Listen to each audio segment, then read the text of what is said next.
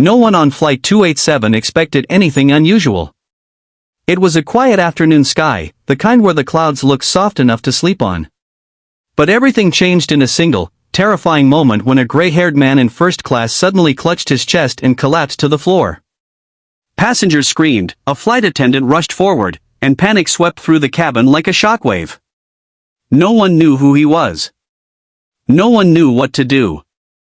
And yet, the person who ended up saving him wasn't a doctor or a nurse, just an exhausted single dad from seat 32B whose life had already been falling apart. And he had no idea that helping this stranger, this collapsing CEO, would become the turning point that would change his daughter's future forever. Before we begin, make sure to subscribe, like, and comment to support the channel True Story Tales. Your engagement helps us bring more powerful and heart-touching stories your way. Mark Ellis had boarded that plane with his 7-year-old daughter, Lily, after one of the roughest weeks of his life. He had just lost his job at a small repair shop. Rent was overdue. His car engine had died the night before. And the only reason they were flying to Chicago was because his mother had been hospitalized after a stroke. Mark had used the last of his savings on 2 cheap economy tickets, hoping he could get there in time. Despite everything, Mark tried to keep a smile on his face for his daughter. Lily was bright, hopeful, the kind of kid who believed kindness could fix anything. She had her hair in 2 uneven pigtails she had made herself, and she held a tiny stuffed rabbit named Clover. Clover had been squeezed so tight over the years that one ear drooped permanently down. Mark used to joke that the rabbit needed physical therapy. When the loud gasp from first class broke the steady hum of the plane, Mark barely looked up at first. His mind was too heavy. But then he heard the flight attendant's frantic voice. "Is anyone here a doctor? Please, we need help." Passengers murmured, shaking their heads. One woman began crying. Someone called for oxygen. The plane tilted slightly as the pilots worked to keep calm. Mark unbuckled. He didn't know what he could do, but something inside him, maybe his father's old lessons, maybe simple humanity, forced him to his feet. Up in first class, the man was lying on his side, unconscious, his face pale and sweaty. He was breathing one moment and then just collapsed, the woman beside him said, trembling. Mark knelt down. His hands shook. He was no medical expert, but he had once taken a first aid class back when Lily was a baby, when he was terrified of every possible emergency. He placed 2 fingers on the man's neck. "There's a pulse," he said. "It's weak but it's there." The flight attendant rushed oxygen over. Mark gently tilted the man's head and began performing the little he remembered, checking airways, ensuring he didn't choke, helping get oxygen flowing. The seconds dragged like hours until the man finally coughed, a small sound, but one that made the entire cabin exhale with relief. The flight attendant placed a hand on her chest. "Sir, that was incredible. You may have saved his life." Mark shook his head. "I just did what I could." When the man finally opened his eyes, he locked onto Mark with confusion.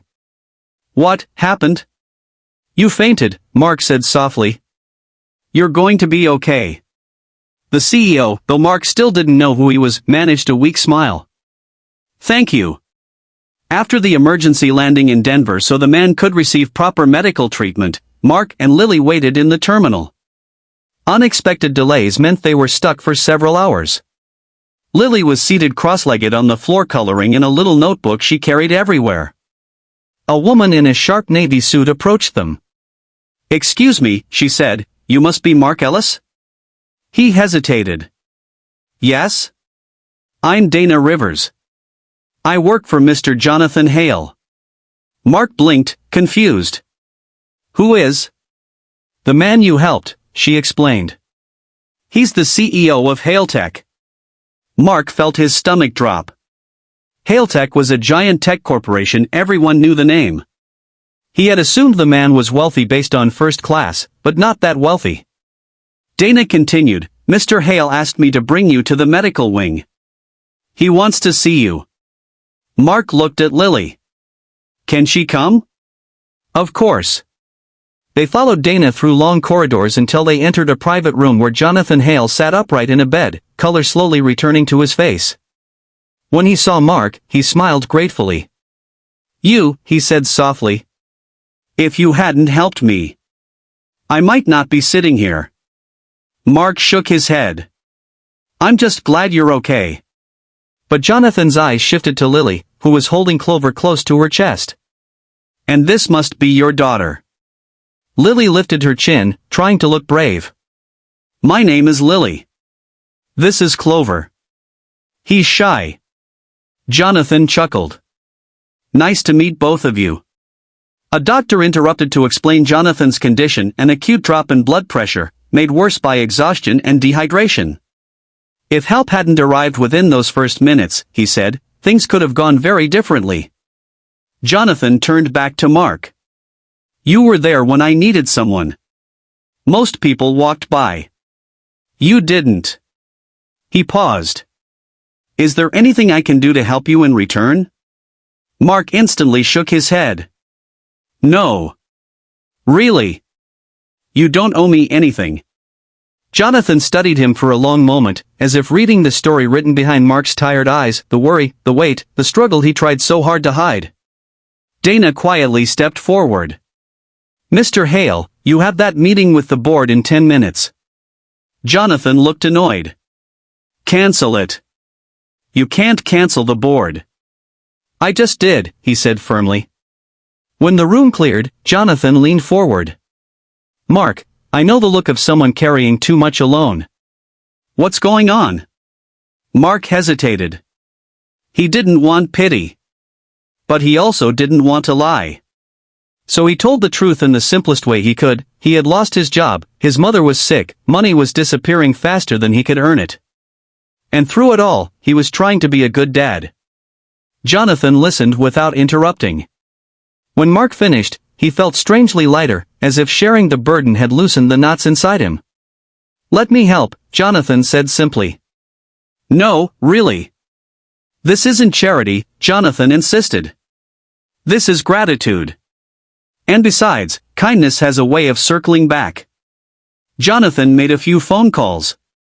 By the time they left the room, things had changed in ways Mark couldn't fully grasp yet. Haletech covered Mark's and Lily's flight to Chicago. They arranged a private car to pick them up and take them to the hospital where Mark's mother was recovering. They also arranged temporary financial support to help with rent and bills while Mark got back on his feet. But what truly changed everything came 1 month later. Mark had returned home and was actively looking for work. He wasn't expecting the thick envelope from Haletech, but when he opened it, his heart nearly stopped. Jonathan was offering him a job. Not out of pity, but because, after learning more about Mark's skills in mechanical repair, computer hardware troubleshooting, and his ability to stay calm under pressure, Haletech wanted him to join their maintenance and equipment testing team. It was steady work, good pay, real benefits. Exactly the kind of opportunity Mark had never imagined would come his way. And there was more.